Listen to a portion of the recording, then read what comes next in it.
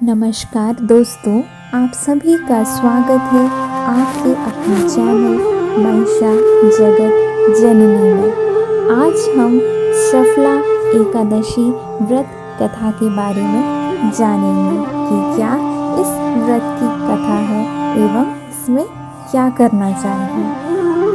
देखिए, तो आज हम जानते हैं। एक बार महाराज युधिष्ठिर ने पूछा, हे जनार्दन, पौष कृष्ण एकादशी का नाम क्या है? उस दिन कौन से देवता का पूजन किया जाता है और उसकी क्या विधि है? कृपया मुझे बताएं। भक्त वत्सल भगवान श्री कृष्ण कहने लगे कि धर्मराज, मैं तुम्हारे स्नेह के कारण तुमसे कहता हूँ कि एकादशी व्रत के अतिरिक्त मैं अधिक से अधिक दक्षिणा पाने वाले यज्ञ से भी प्रसन्न नहीं होता हूँ। अतः इसे अत्यंत भक्ति और श्रद्धा से युक्त होकर करें। हे राजन, द्वादश युक्त पौष कृष्ण एकादशी का महानतय तुम एकाग्रचित होकर सुनो। इस एकादशी का नाम सफला एकादशी है। इस एकादशी के देवता श्री नारायण हैं। विधि पूर्वक इस व्रत को करना चाहिए। जिस प्रकार नागों में शेषनाग, पक्षियों में गरुड़, सब ग्रहों में चंद्रमा, यज्ञों में अश्वमेघ और देवताओं में भगवान विष्णु श्रेष्ठ हैं, उसी तरह सब व्रतों में एकादशी का व्रत श्रेष्ठ है। जो मनुष्य सदैव एकादशी का व्रत करते हैं वे मुझे परम प्रिय हैं। अब इस व्रत की विधि कहता हूँ। मेरी पूजा के लिए ऋतु के अनुकूल फल, नारियल, नींबू, नैवेद्य आदि 16 वस्तुओं का संग्रह करें। इस सामग्री से मेरी पूजा करने के बाद रात्रि जागरण करें। इस एकादशी के व्रत के समान यज्ञ, तीर्थ, दान, तप तथा और कोई दूसरा व्रत नहीं है। 5000 वर्ष तप करने से जो फल मिलता है उससे भी अधिक सफला एकादशी का व्रत करने से मिलता है। हे राजन, अब आप इस एकादशी की कथा सुनिए। चंपावती नगर में एक महिष्मान नाम का राजा राज्य करता था। उसके 4 पुत्र थे। उन सब में लुम्पक नाम वाला बड़ा राजपुत्र महापापी था। वह पापी सदा परशस्त्री और वैश्यागमन तथा दूसरे बुरे कामों में अपने पिता का धन नष्ट किया करता था। सदैव ही देवता, ब्राह्मण, वैष्णवों की निंदा किया करता था। जब राजा को अपने बड़े पुत्र के ऐसे कुकर्मों का पता चला तो उन्होंने उसे अपने राज्य से निकाल दिया। तब वह विचार करने लगा कि कहाँ जाऊं, क्या करूं। अंत में उसने चोरी करने का निश्चय किया। दिन में वह वन में रहता और रात्रि को अपने पिता की नगरी में चोरी करता तथा प्रजा को तंग करने और उन्हें मारने का कुकर्म करता।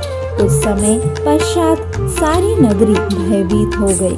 वह वन में रहकर पशु आदि को मारकर खाने लगा। नागरिक और राज्य के कर्मचारी उसे पकड़ लेते, किंतु राजा के भय से छोड़ देते। वन के एक अति प्राचीन विशाल पीपल का वृक्ष था। लोग उसकी भगवान के समान पूजा करते थे। उसी वृक्ष के नीचे वह महापापी लुम्पक रहा करता था। इस वन को लोग देवताओं की क्रीड़ा स्थली मानते थे। कुछ समय पश्चात पौष कृष्ण पक्ष की दशमी के दिन वह वस्त्रहीन होने के कारण शीत के चलते सारी रात्रि सो नहीं सका। उसके हाथ पैर अकड़ गए। सूर्योदय होते होते वह मूर्छित हो गया। दूसरे दिन एकादशी को मध्यमा के समय सूर्य की गर्मी पाकर उसकी मूर्छा दूर हुई। गिरता पड़ता वह भोजन की तलाश में निकला।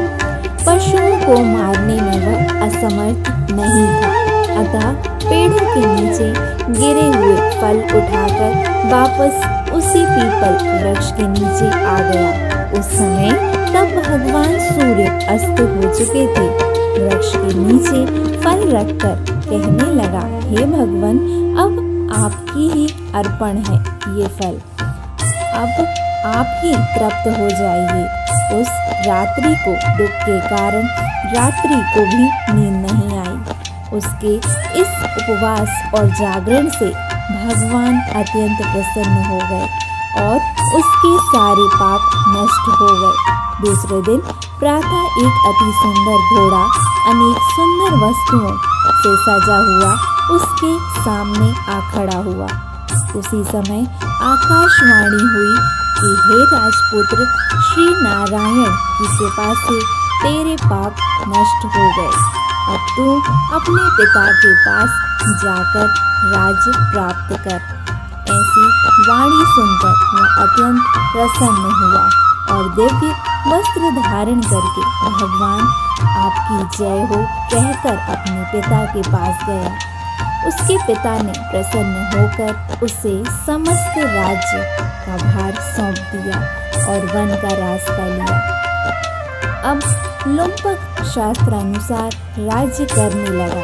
उसके स्त्री पुत्र आदि सारा कुटुंब भगवान नारायण का परम भक्त हो गया। वृद्ध होने पर वह भी अपने पुत्र को राज्य का भार सौंपकर वन में तपस्या करने चला गया और अंत समय में वैकुंठ को प्राप्त हुआ। अतः जो मनुष्य इस परम पवित्र सफला एकादशी का व्रत करता है उसे अंत में मुक्ति मिलती है। जो नहीं करते वे पूंछ और सींगों से रहित पशुओं के समान हैं। इस सफला एकादशी